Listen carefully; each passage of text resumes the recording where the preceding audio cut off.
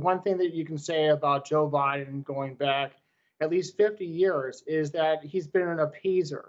Back in the early 1980s, Joe Biden opposed the creation of the Trident missile system, which is the backbone of America's nuclear deterrence. And most recently, Vice President Biden has said that he will not look at including tactical nuclear weapons that could threaten our allies in Poland and our troops on the battlefield in START, which has been a backbone of the Trump administration's effort to be tough on Russia. Sergei Lavrov, the Russian foreign minister, said that Trump was far harder in terms of sanctions than Obama and Biden ever were. Exactly. So let's say Biden is in office by February when the START treaty with Russia does expire in February of 2021. How do you think a potential hypothetical President Biden would handle those negotiations? Vice President Biden already said is that he's going to give Vladimir Putin everything he wants. He's not going to force Vladimir Putin to scale back on his hypersonic nuclear warhead program that would make our missile defenses inept. He's not going to force Vladimir Putin to remove his tactical nuclear weapons that threaten Warsaw and there would not be any treaty regulation to keep him from threatening Poland, the Baltics, or any of our other allies.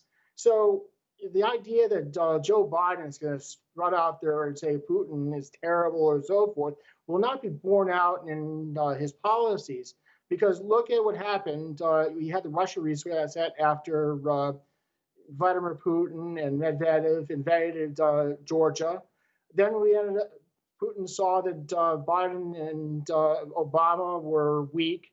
So there was nothing stopping him when he invaded Crimea and Eastern Ukraine. You mentioned tactical nuclear weapons. What exactly are those, and why doesn't Russia want them in the START treaty?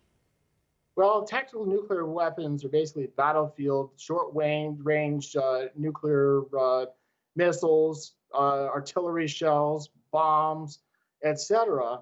Vladimir Putin wants them out of the START treaty because nuclear weapons allow him to make up for the incompetence and weakness of his ground forces and their conventional capabilities.